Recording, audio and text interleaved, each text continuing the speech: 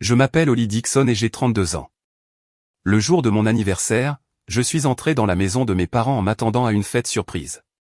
Au lieu de cela, j'ai trouvé 200 membres de ma famille assis en rangée comme dans une salle d'audience, n'attendant que de me juger. Ma mère a arraché mes photos d'enfance du mur une par une. Mon père s'est levé et a lu une facture de 400 000 $ chaque centime qu'il prétendait avoir gaspillé pour m'élever. Ma sœur m'a arraché les clés de ma voiture des mains et a souri, papa lui avait déjà transféré le titre de propriété. Je suis sorti par cette porte sans dire un mot. 4 jours plus tard, il m'appelait 80 fois par jour, mais je ne répondais pas. Et voici pourquoi. Avant de vous raconter ce qui s'est passé, veuillez prendre un moment pour aimer et vous abonner, mais seulement si vous appréciez sincèrement cette histoire. Laissez un commentaire pour me dire d'où vous regardez et quelle heure il est chez vous. Maintenant, laissez-moi vous ramener là où tout a commencé. En grandissant dans la famille Dixon, j'ai appris très tôt qu'il y avait 2 sortes d'enfants, Megan et tous les autres. Mon père, Richard Dixon, a bâti une société immobilière à partir de rien. C'était le genre d'homme qui mesurait le succès en mètres carrés et en marge de profit. Ma mère, Patricia, avait été enseignante avant de l'épouser, mais elle a troqué les plans de cours pour les dîners mondains et l'ascension sociale. Et puis il y avait Megan, 4 ans plus jeune, incroyablement jolie, et la princesse incontestée de la maison. Je me souviens du jour où j'ai obtenu ma bourse complète pour le programme de médecine. J'avais 16 ans, je me tenais sur cette scène, cherchant du regard les visages de mes parents dans le public. Ils n'étaient pas là. Megan avait un récital de danse cet après-midi-là. Plus important, a dit ma mère plus tard, sans même lever les yeux de son téléphone. Quand j'ai obtenu mon diplôme de l'école d'infirmière à 22 ans, première de ma promotion, la réaction de ma mère a été un soupir. Si seulement tu avais étudié le commerce comme Megan, ton père aurait enfin quelqu'un pour reprendre l'entreprise. Peu importait que Megan ait abandonné ce programme de commerce 2 ans plus tard. Peu importait que je sauve des vies aux soins intensifs pendant qu'elle épuisait ses cartes de crédit. Aux yeux de mes parents, Megan ne pouvait rien faire de mal et je ne pouvais rien faire de bien. Ma belle petite dernière, roucoulait ma mère lors des dîners de famille, en caressant les cheveux de Megan. Holly, ne peux-tu pas apprendre quelque chose de ta sœur? J'ai appris, c'est certain. J'ai appris que l'amour dans cette famille était assorti de conditions que je ne pourrais jamais remplir. J'ai appris à m'effacer, à rester silencieuse, à maintenir la paix. Mais il y avait une personne qui me voyait différemment, une personne qui m'aimait sans condition. Et cette personne était sur le point de tout changer. Ma grand-mère, Eleanor, était la seule personne de ma famille qui m'ait jamais fait sentir que j'avais ma place. Quand je lui ai dit que je voulais être infirmière au lieu de rejoindre l'entreprise de mon père, elle a pris mes mains dans les siennes. Sa poigne était chaude, ferme. Prendre soin des gens est le travail le plus noble qui soit, ma chérie. Ne laisse personne te dire le contraire. Il y a 3 ans, on lui a diagnostiqué un cancer de stade 4. Les médecins lui donnaient 18 mois, peut-être 2 ans si elle avait de la chance. Mes parents parlaient d'embaucher un soignant à plein temps. Megan a suggéré une maison de retraite. Ce serait plus facile, disait-elle en se limant les ongles. J'ai démissionné de mon travail cette semaine-là, j'ai emménagé dans la petite maison de grand-mère à la lisière de la ville, et j'ai passé les 3 années suivantes à doser ses médicaments, à lui tenir la main pendant les mauvaises nuits, et à lui faire la lecture quand la douleur rendait le sommeil impossible.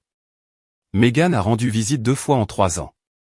Mes parents venaient 1 fois par mois, restaient 30 minutes, et repartaient toujours avec une excuse de trafic ou de réservation au restaurant. Mes grand-mères et moi, nous avions quelque chose de vrai. Elle me racontait des histoires sur mon grand-père, sur ses propres rêves quand elle était jeune. Elle m'a appris que la force ne consistait pas à se battre, elle consistait à connaître sa valeur, même quand tout le monde autour de vous l'oubliait. Elle s'est éteinte il y a 6 mois, paisiblement dans son sommeil, ma main dans la sienne. Lors des funérailles, ma mère m'a prise à part. Ne fais pas comme si tu avais sacrifié tant de choses. Ce n'est pas comme si elle t'avait laissé quoi que ce soit. Je n'ai pas répondu.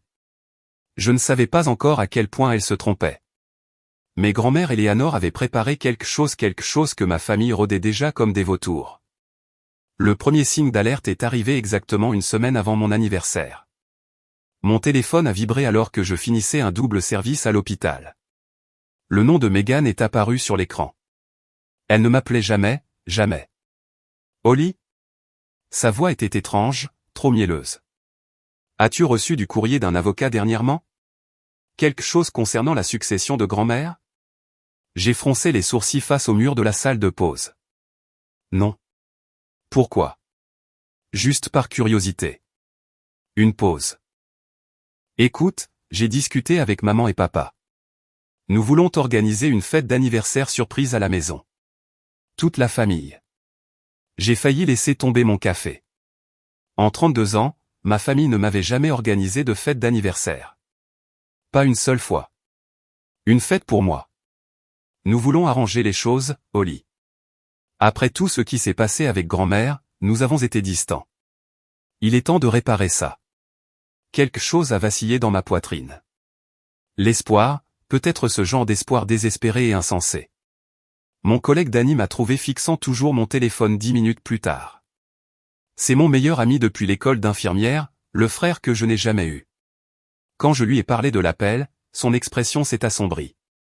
Oli, il a posé son presse-papier, ils ne t'ont jamais organisé de fête d'anniversaire. Pourquoi commencer maintenant? Peut-être qu'ils se sentent coupables pour grand-mère. Les gens ne changent pas du jour au lendemain. Ils deviennent juste meilleurs pour cacher leurs intentions. J'ai balayé son argument d'un revers de main. Tu es paranoïaque. Mais cette nuit-là, allongé dans mon lit, je ne pouvais pas chasser ces paroles. L'accent étrange dans la voix de Megan, la question sur l'avocat pourquoi demanderait-elle cela? Je me suis dit que ce n'était rien. Que peut-être, enfin, ma famille voulait être une famille. Je n'avais aucune idée de ce qui m'attendait réellement. 3 jours avant la fête, j'ai croisé tante Ruth à l'épicerie. Ruth était la sœur cadette de ma mère, le mouton noir. Selon mes parents, elle parlait trop et ne connaissait pas sa place. En d'autres termes, elle disait la vérité, et ma mère ne pouvait pas le supporter. Oli. Elle m'a attrapé le bras au rayon fruits et légumes, regardant autour d'elle comme si nous étions surveillés. Es-tu au courant pour Megan? Mon estomac s'est serré. Au courant de quoi? Ruth m'a tiré derrière un étalage de pastèques. Sa voix est descendue à un murmure. Elle a des ennuis. De gros ennuis. Elle et Kyle ont tout investi dans la crypto-monnaie, une combine recommandée par un ami de Kyle, et ils ont perdu près de 200 000 $. Ils croulent sous les dettes envers la banque, les amis, tout le monde. J'ai senti le sol se dérober sous mes pieds. Est-ce que papa le sait? Non, il est frénétique. Il essaie de trouver de l'argent partout où il peut pour la sortir de là. La poigne de Ruth s'est resserrée sur mon bras. Je ne devrais pas te dire ça, Oli. Mais tu mérites de savoir. Ta famille ne prépare pas une fête d'anniversaire. Ils préparent autre chose. Les néons me parurent soudain trop vifs. La musique joyeuse du magasin trop forte. Qu'est-ce que tu veux dire par autre chose? Les yeux de Ruth ont rencontré les miens. Il y avait de la pitié et de la peur. Je ne sais pas exactement, mais ils se sont réunis, tous les trois, parlant de la succession de grand-mère, d'une certaine maison. Elle a lâché mon bras. Fais attention, Oli, s'il te plaît. Elle était partie avant que je puisse demander quoi que ce soit d'autre, disparaissant au coin de l'allée comme si elle n'avait jamais été là. Je suis resté seul parmi les pastèques, le cœur battant. Qu'est-ce que tout cela avait à voir avec moi? Ce soir-là, j'ai vérifié ma boîte aux lettres pour la première fois en 2 semaines. Travailler de nuit à l'hôpital signifiait que j'oubliais souvent des choses comme le courrier. Les factures étaient en paiement automatique. Tout ce qui était important arrivait par courriel. La boîte aux lettres physiques n'était qu'une pensée secondaire. Mais les paroles de Ruth résonnaient dans ma tête, un avocat, la succession de grand-mère, une certaine maison. L'enveloppe était enfouie sous des offres de cartes de crédit et des prospectus d'épicerie, un papier épais, de couleur crème. Dans le coin, cabinet d'avocat Gérald Whitmore. Je l'ai déchiré sur les marches de mon perron, lisant à la lueur de mon téléphone, « Chère mademoiselle Dixon, nous demandons respectueusement votre présence à nos bureaux pour discuter de questions relatives à la succession d'Eleanor Mitchell.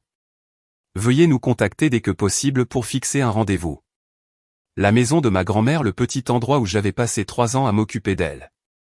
J'avais supposé qu'elle reviendrait à ma mère ou qu'elle serait divisée entre toute la famille. C'est ainsi que ces choses fonctionnaient, n'est-ce pas? Mais cette lettre ne s'adressait qu'à moi seul. J'ai composé le numéro avec des doigts tremblants. Une réceptionniste a répondu à la 3e sonnerie. Après une brève attente, elle m'a proposé un rendez-vous le lendemain de mon anniversaire. J'ai raccroché et je me suis assise dans l'obscurité de mon appartement, retournant l'enveloppe dans mes mains. Megan avait posé des questions sur une lettre d'avocat. Mes parents préparaient quelque chose concernant la succession de grand-mère. Et maintenant ceci. Les pièces étaient là, mais je n'arrivais pas tout à fait à les assembler. J'ai décidé d'aller à la fête quand même. Quoi qu'il arrive, je devais le voir par moi-même. Mais je n'entrerai pas aveuglément. Pas cette fois. Cette lettre était restée dans ma boîte aux lettres pendant 2 semaines qui auraient pu tout changer si j'avais su ce qu'elle contenait. La nuit précédant la fête, je n'ai pas pu dormir. Je restais allongé dans mon lit à fixer le plafond, pensant à toutes les fois où j'avais contenu ma voix pour maintenir la paix. Quand j'avais 20 ans, mon père a acheté à Megan une BMW toute neuve pour ses 16 ans. J'avais économisé pendant 3 ans pour m'offrir ma Honda d'occasion. Personne n'y voyait rien de mal.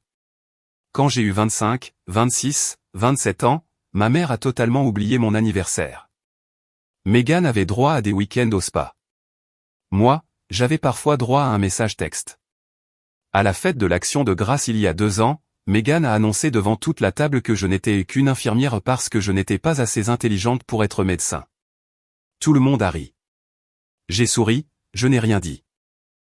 Chaque fois que je gardais le silence, je me disais que j'étais mature, que j'étais la personne la plus raisonnable, que je maintenais la cohésion de la famille.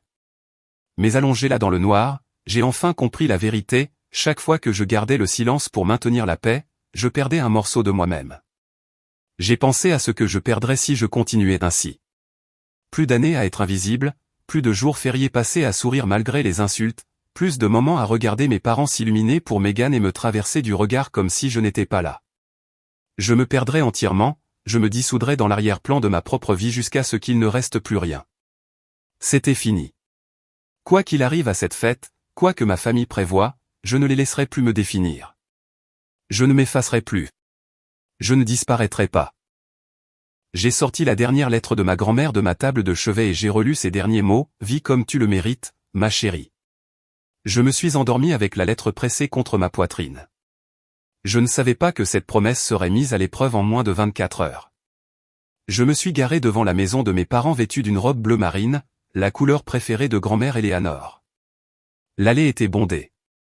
Des voitures bordaient les 2 côtés de la rue, débordant sur la pelouse du voisin bien plus que ce à quoi je m'attendais pour une simple fête d'anniversaire. Mon premier véritable avertissement. J'ai envoyé un SMS à Dani avant de sortir, « Je suis là. Quelque chose ne va pas. Garde ton téléphone près de toi. » Sa réponse est arrivée instantanément, « Je suis garé à 2 pâtés de maison au cas où. » Ce bon vieux Dani. Toujours préparé au pire. La porte d'entrée n'était pas verrouillée. Je suis entré et je me suis figé. Le salon avait été transformé. Des rangées de chaises pliantes occupaient l'espace, facilement 200, toutes tournées vers une longue table au fond. Comme une salle d'audience, comme un procès. Chaque chaise était occupée. J'ai reconnu des visages d'enfance, oncles, tantes, cousins que je n'avais pas vus depuis des années. Les partenaires commerciaux de mes parents, des voisins de l'ancienne rue, même des gens que je ne pouvais pas nommer. Pas de ballon, pas de gâteau d'anniversaire, pas de guirlande, juste 200 paires d'yeux, se tournant toutes pour me fixer.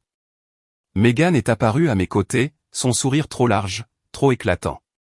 Tu es venu. Tout le monde attend. Attends quoi? Ma voix est sortie plus ferme que je ne me sentais.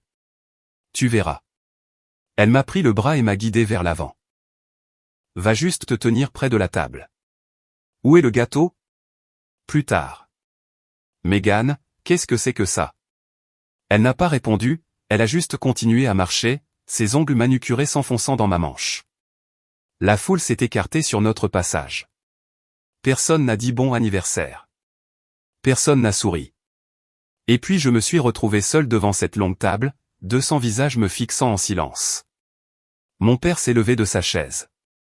Il a pris un micro, celui qu'on utilise dans les mariages pour les discours. Merci à tous d'être venus, sa voix a résonné dans la pièce. Ce soir, notre famille doit aborder une question importante. J'ai balayé la foule du regard et j'ai trouvé tante Ruth dans le coin au fond, le visage pâle d'effroi. Pendant 32 ans, a continué mon père en se tournant vers moi, ta mère et moi t'avons élevé, nourri, vêtu, payé tes études, tout donné. Papa, ma gorge était sèche, qu'est-ce qui se passe? Tais-toi. Je n'ai pas fini. La salle était absolument silencieuse, 200 personnes, ne respirant même plus. Il a glissé sa main dans sa veste et a sorti une épaisse pile de papiers, les brandissant comme des preuves lors d'un procès. C'est un décompte détaillé, chaque dollar que nous avons dépensé pour toi depuis le jour de ta naissance jusqu'à ton départ de la maison. Nourriture, factures médicales, fournitures scolaires, cadeaux d'anniversaire, tout. Il a tourné jusqu'à la dernière page, faisant glisser son doigt jusqu'en bas. Le total s'élève à 400 000 $. Un murmure a parcouru la foule. Des chuchotements choqués. Quelqu'un a toussé. 400 000 $, a répété mon père, ses yeux fixés dans les miens, que nous avons gaspillé pour une fille qui a tourné le dos à cette famille. Je n'ai tourné le dos à personne. Tu as deux choix, Holly. Rembourse chaque centime ou renonce à tes droits sur la maison de ta grand-mère. Il a posé les papiers sur la table avec un bruit sourd et lourd. Mon sang n'a fait qu'un tour. Mes droits sur quoi? Ne fais pas l'idiote.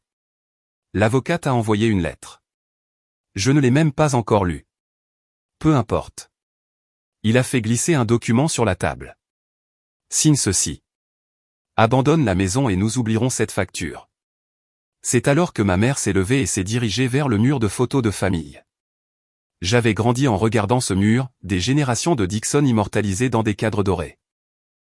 Ma mère a tendu la main et a arraché la première photo moi à 5 ans, avec mes dents de lait manquantes et un large sourire. 32 ans, sa voix tremblait d'un chagrin fabriqué. 32 ans à élever un enfant ingrat. Elle a déchiré la photo en deux. Le son a claqué dans le silence comme un coup de feu. Je ne pouvais plus bouger. Plus respirer. Elle a saisi un autre cadre, ma remise de diplôme du lycée. Une fille qui ne pense qu'à elle-même. Déchirure. Ma photo de diplôme d'infirmière. Qui n'a jamais apprécié ce que nous lui avons donné. Déchirure. Puis elle a attrapé la photo qui a fait s'arrêter mon cœur, moi et grand-mère Eleanor, prise la semaine avant sa mort. Nous sourions toutes les deux, sa main dans la mienne. Une fille qui a manipulé une vieille femme mourante. Déchirure. Les morceaux ont voltigé sur le sol comme des feuilles mortes.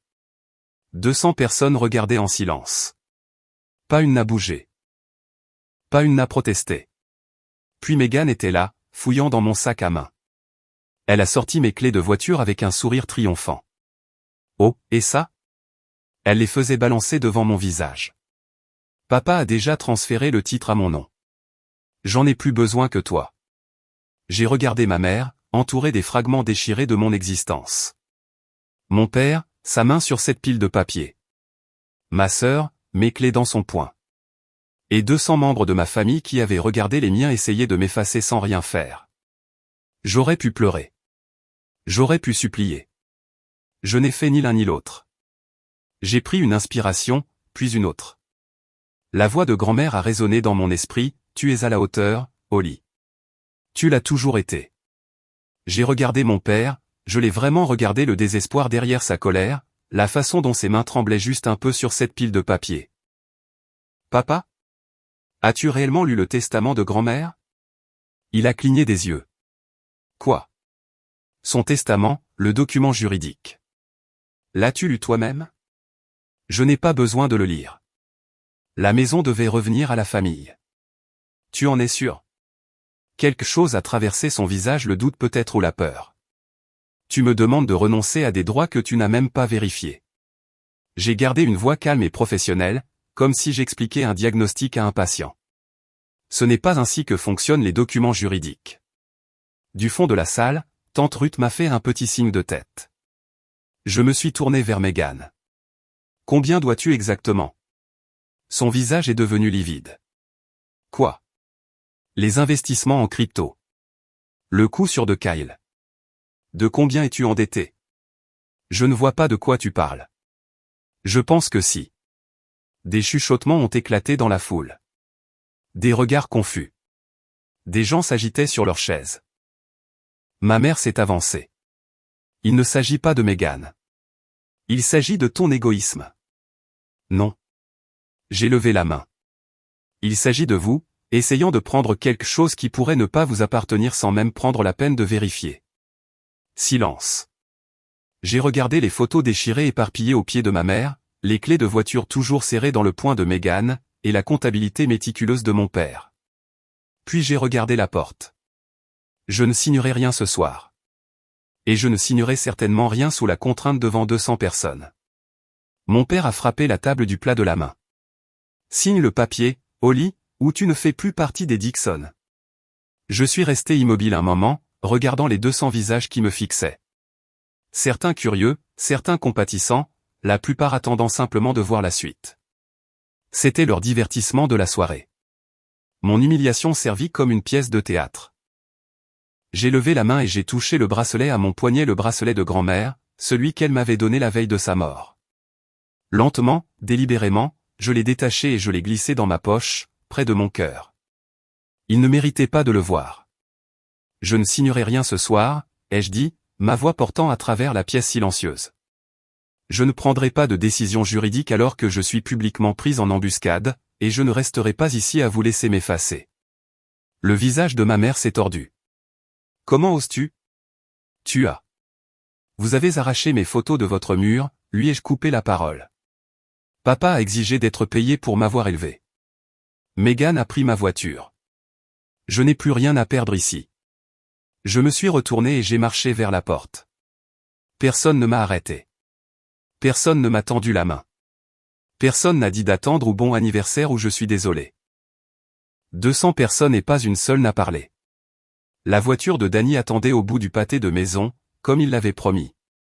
Je suis monté côté passager sans regarder en arrière. Ça va? Sa voix était douce. Non. J'ai regardé droit devant moi. Mais ça ira. Il a quitté le trottoir et la maison de mes parents a rétréci dans le rétroviseur jusqu'à disparaître complètement. Je ne le savais pas alors, mais franchir cette porte était la meilleure décision de ma vie.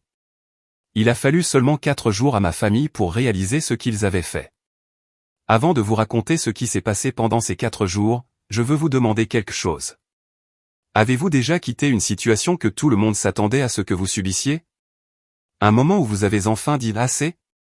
Laissez un commentaire ci-dessous, j'aimerais entendre votre histoire. Et si vous appréciez jusqu'ici, cliquez sur le bouton s'abonner. Maintenant, laissez-moi vous dire la suite. Danny m'a déposé à mon appartement et est resté sur le canapé cette nuit-là. Ni l'un ni l'autre n'avons beaucoup dormi. Au matin, mon téléphone avait explosé, 47 appels manqués de mon père, 33 de ma mère, 21 messages textes de Megan.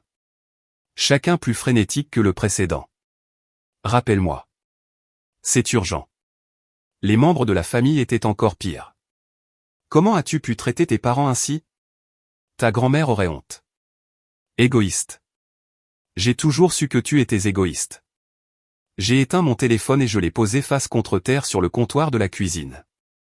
Danny a fait du café fort, noir, comme je l'aimais pendant mes longs services. Il n'a pas posé de questions. Il est juste resté assis avec moi dans le calme. Ils ne connaissent qu'un côté de l'histoire, a-t-il fini par dire. Ils ne veulent pas connaître l'autre côté. Cet après-midi-là, j'ai sorti la boîte à souvenirs de grand-mère Eleanor, celle qu'elle m'avait donnée dans ces dernières semaines, remplie de lettres, de photographies et de petits trésors de sa vie. Au fond, j'ai trouvé une enveloppe que je n'avais jamais ouverte. Mon nom était écrit de sa main tremblante. À l'intérieur se trouvait une seule page, sa dernière lettre pour moi. Ma très chère Holly, commençait-elle.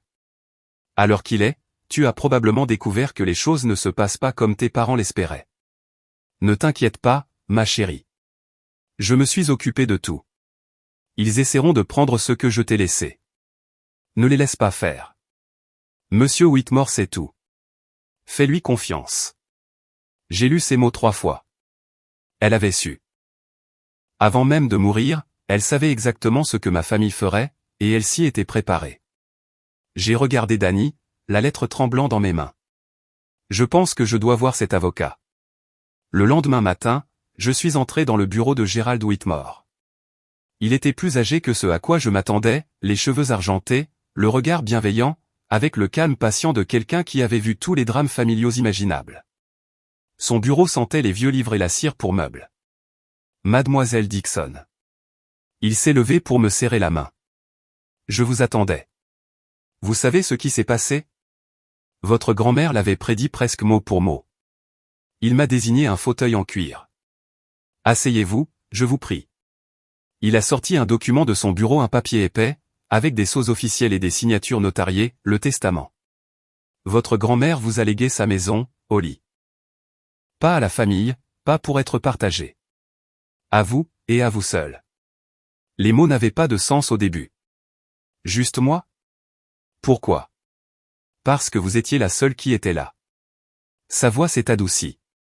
3 ans, mademoiselle Dixon. Vous avez renoncé à votre carrière, à votre appartement, à votre vie pour vous occuper d'elle. Personne d'autre n'est même venu lui rendre visite. J'ai fixé le document, la signature de ma grand-mère en bas, cette écriture que je connaissais si bien. La maison est estimée à environ 650 000 $, a poursuivi Whitmore. Elle est à vous, pleinement et simplement. Personne ne peut vous la prendre. Mais mon père a dit. Votre père a présumé. Whitmore s'est adossé à son fauteuil. Il n'a jamais réellement lu le testament. Il a simplement supposé que votre grand-mère diviserait tout équitablement, comme le font la plupart des gens. Elle ne l'a pas fait. Non, elle savait exactement qui le méritait. Il a marqué une pause. Il y a encore une chose, une condition que votre grand-mère a incluse. Mon cœur battait la chamade. Quel genre de condition? Si un membre de la famille tente de vous contraindre ou de vous menacer pour vous faire renoncer à votre héritage, il perd tout droit sur ses autres actifs restants. Il a esquissé un léger sourire. Votre grand-mère était une femme très intelligente. Mais il n'avait pas fini. La porte du bureau s'est ouverte derrière moi. Je me suis retourné pour voir tante Ruth sur le pas de la porte, son expression douce, triste et en même temps soulagée. Bonjour, ma chérie. Tante Ruth? Je me suis à moitié levé de mon siège. Que fais-tu ici? Elle a traversé la pièce et s'est assise sur la chaise à côté de la mienne. Ta grand-mère m'a demandé d'être ici quand le moment viendrait. Whitmore a hoché la tête. Madame Mitchell a servi de témoin quand Eleanor a rédigé ce testament. Elle était présente pour chaque décision. Je les ai regardés tour à tour, l'esprit en ébullition. Tu le savais depuis tout ce temps? Je le savais. Ruth a tendu la main et a pris la mienne. Ta grand-mère m'a appelé il y a 3 ans, juste après que tu te sois installé chez elle. Elle a dit, Patricia n'acceptera jamais cela. Holly aura besoin de quelqu'un dans son camp. Mes yeux me brûlaient. Pourquoi ne me l'as-tu pas dit? Eleanor m'a fait promettre de ne pas le faire. Elle voulait que tu saches que son amour était inconditionnel, pas que tu attendes un héritage. Ruth a serré mes doigts. Elle disait que tu étais la seule à l'aimer pour elle-même, pas pour ce qu'elle pouvait te donner. Le reste de la famille, a ajouté Whitmore, a été informé de l'existence du testament, mais pas de son contenu. Ils pensaient savoir. Ils se sont trompés. J'ai pensé à ma mère déchirant les photos sur le mur. À la facture de 400 000 $ de mon père. Au sourire triomphant de Meghan en m'arrachant mes clés.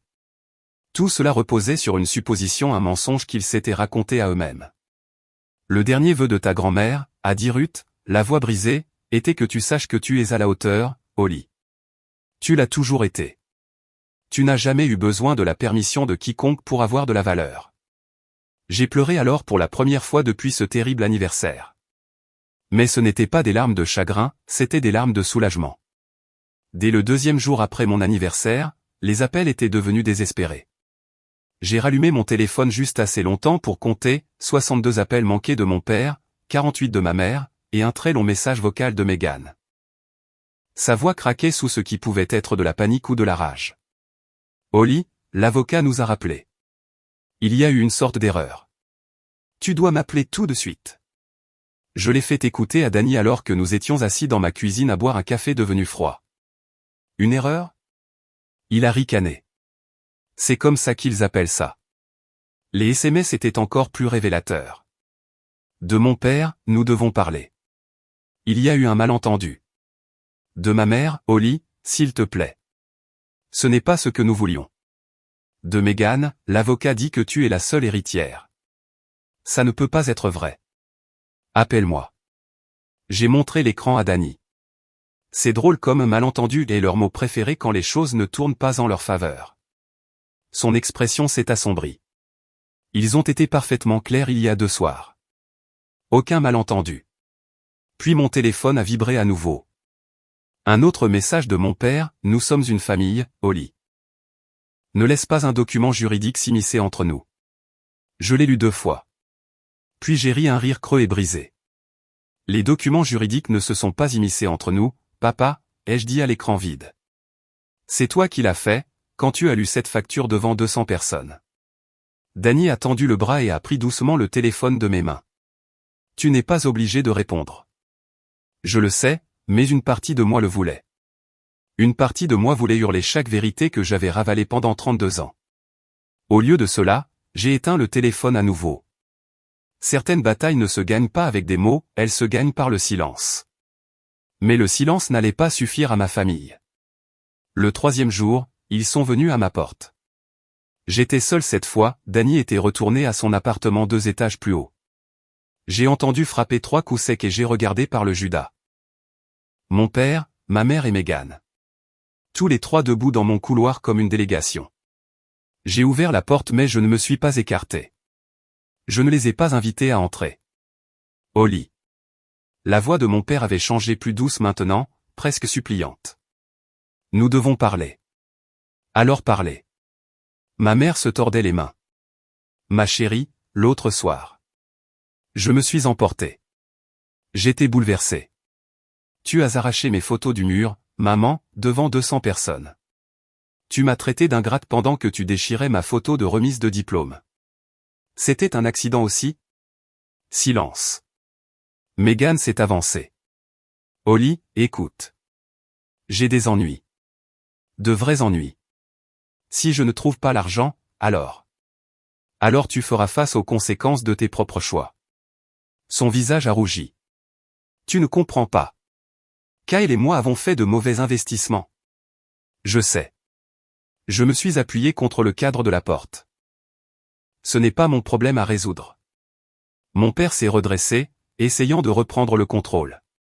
Cette maison devrait appartenir à toute la famille. Ta grand-mère aurait voulu.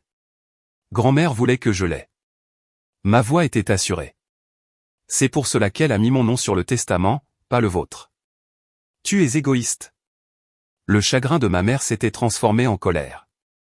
Après tout ce que nous avons fait pour toi, tu m'as renié publiquement le jour de mon anniversaire. J'ai rencontré ses yeux.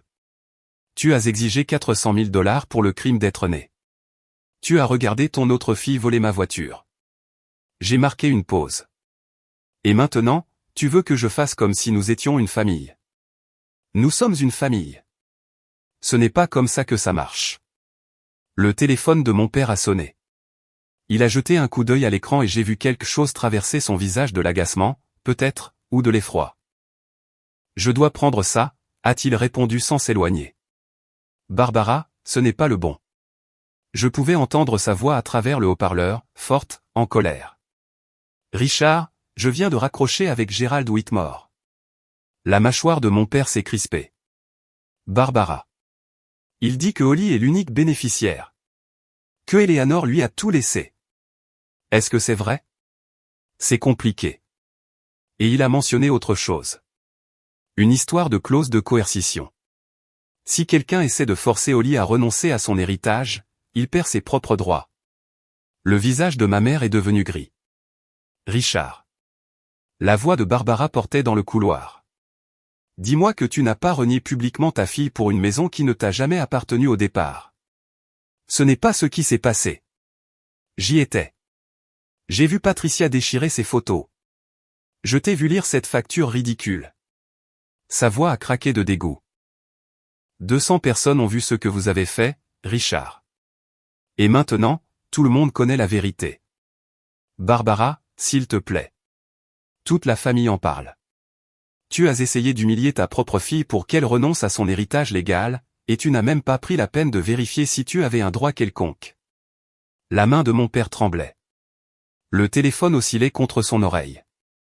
Personne, a continué Barbara d'une voix de glace, n'est de ton côté. Pas après ça. Elle a raccroché. Nous nous tenions tous les 4 sur le pas de ma porte, pétrifiés. Ma mère était devenue pâle. Megan avait l'air d'être sur le point de pleurer.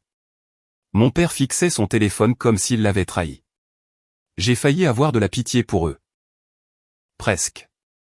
Je pense, ai-je dit calmement, que vous devriez partir maintenant. Je veux m'arrêter ici et vous demander une chose, si vous étiez à ma place, sur ce pas de porte, à regarder votre famille réaliser ce qu'elle a fait, auriez-vous pardonné, ou seriez-vous parti pour de bon? Dites-le moi dans les commentaires. Et si vous voulez voir comment cela se termine, continuez à regarder.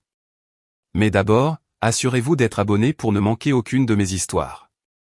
Maintenant, laissez-moi vous dire ce que j'ai décidé. Mon père a empoché son téléphone. Quand il a levé les yeux, son expression avait changé. La colère avait disparu. À sa place se trouvait quelque chose que je n'avais jamais vu auparavant, du désespoir. Holly. Sa voix était différente maintenant plus petite. Je suis désolé. J'ai eu tort. Pouvons-nous s'il vous plaît en parler comme des adultes? J'ai étudié son visage. Es-tu désolé parce que tu as eu tort, ou parce que tout le monde l'a découvert? Il n'a pas répondu. C'est ce que je pensais. Ma mère l'a bousculé pour passer, les larmes coulant sur son visage. Holly, s'il te plaît. Megan a besoin d'aide. C'est ta sœur. Si elle perd tout, alors elle perd tout. J'ai gardé une voix calme, posée, comme pour expliquer à un patient pourquoi nous ne pouvions pas lui donner le médicament qu'il voulait. C'est une femme adulte, maman. Elle a fait ses propres choix. Espèce de sans-cœur. Megan s'est avancée, les poings serrés. Je suis ta sœur, et tu m'as pris mes clés de voiture des mains pendant que notre mère détruisait mes photos d'enfance. Je n'ai pas bronché. Tu n'as plus le droit de jouer la carte de la famille après ça. Mon père a essayé à nouveau. La maison appartient à la famille. C'est ce que ta grand-mère aurait voulu. Grand-mère voulait que je l'aie. Elle l'a mis par écrit. Elle a engagé un avocat. Elle a fait signer un témoin. J'ai redressé les épaules. Ce n'est pas une opinion, papa. C'est un fait juridique. Alors, tu vas juste la garder? Tout garder? Je vais honorer les volontés de grand-mère exactement comme elle l'a spécifié. Il m'a fixé pendant un long moment. Puis quelque chose en lui a semblé se briser. Très bien. Sa voix était redevenue froide, vaincue. Ne viens pas pleurer vers nous quand tu réaliseras ce que tu as gâché. Je ne le ferai pas. J'ai reculé et j'ai posé la main sur la porte. Je n'abandonne pas ma famille, papa. J'en ai juste fini d'être traité comme si je n'existais pas. J'ai fermé la porte au nez.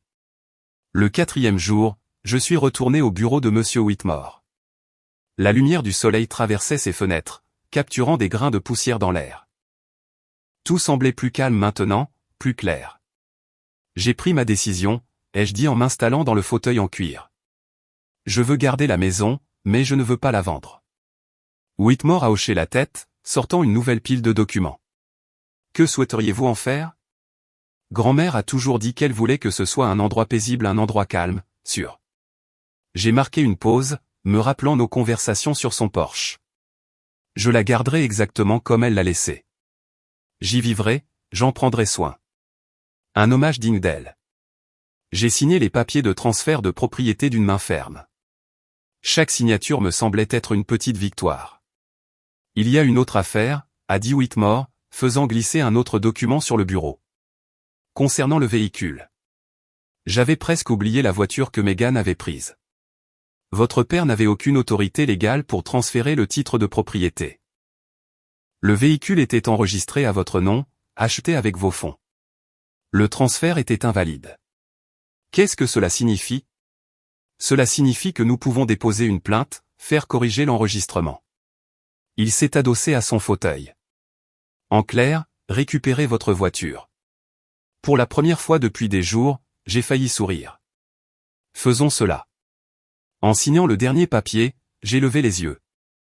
Monsieur Whitmore, est-ce que ma grand-mère a déjà dit quoi que ce soit sur ma famille avant de mourir?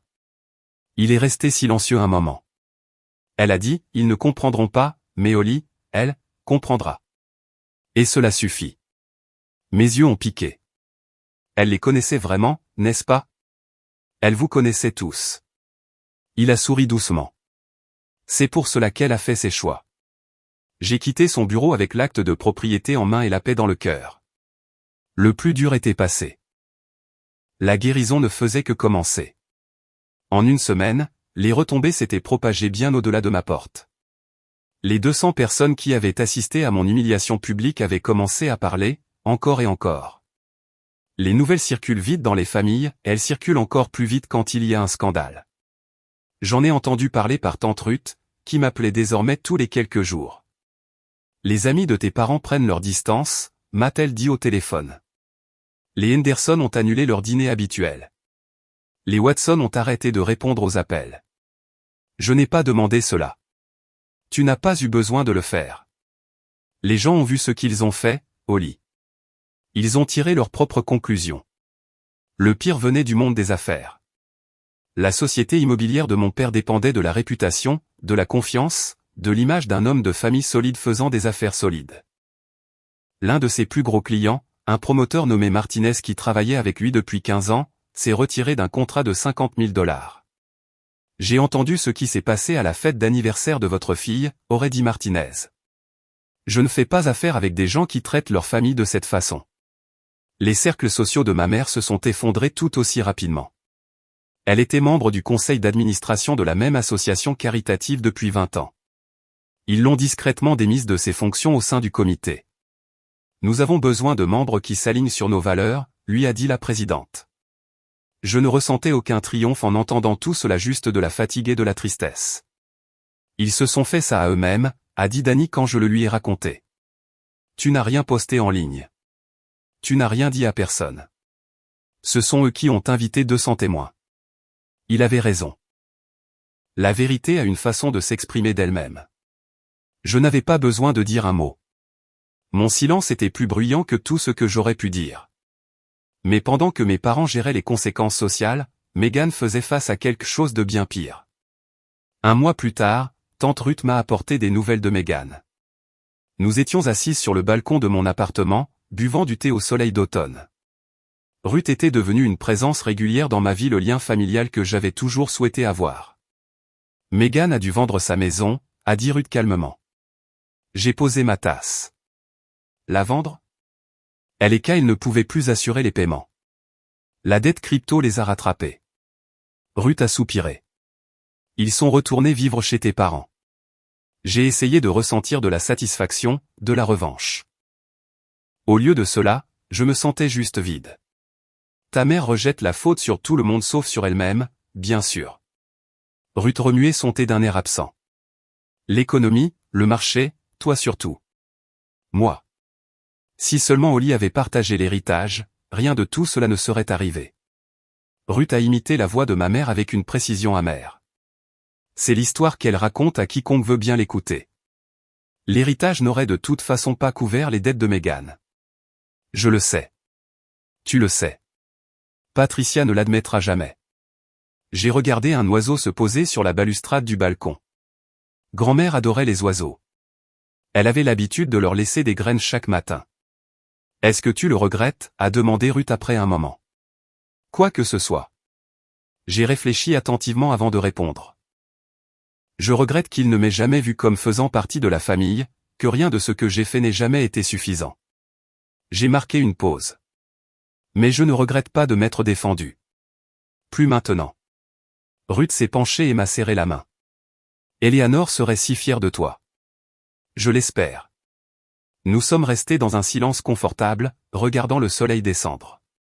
La dette de Meghan n'a jamais été ma responsabilité, mais d'une manière ou d'une autre, ma famille m'avait fait sentir qu'elle l'était.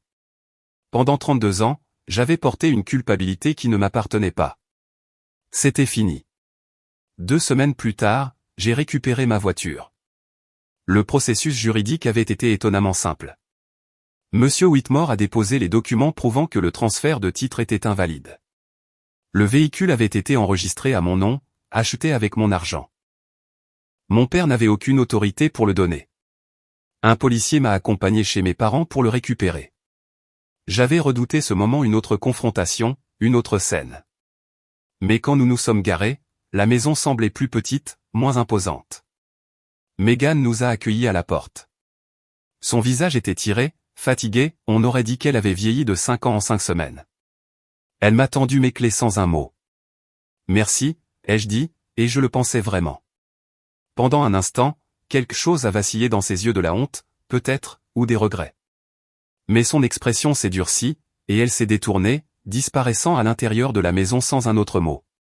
Je n'ai pas vu mes parents. Je ne le voulais pas. Alors que je me dirigeais vers ma voiture, une voix m'a appelé derrière moi. Holly. Je me suis retourné. Tante Ruth se tenait sur les marches du perron, étant sortie par la porte latérale.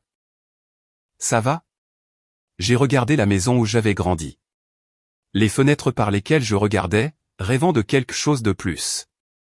Le jardin de devant où je jouais seul pendant que Megan recevait des amis. J'apprends à aller bien, ai-je dit honnêtement. Ruth a souri, les yeux brillants. Cela suffit. Je suis monté dans ma voiture et j'ai démarré le moteur. Le vrombissement familier a apaisé quelque chose dans ma poitrine.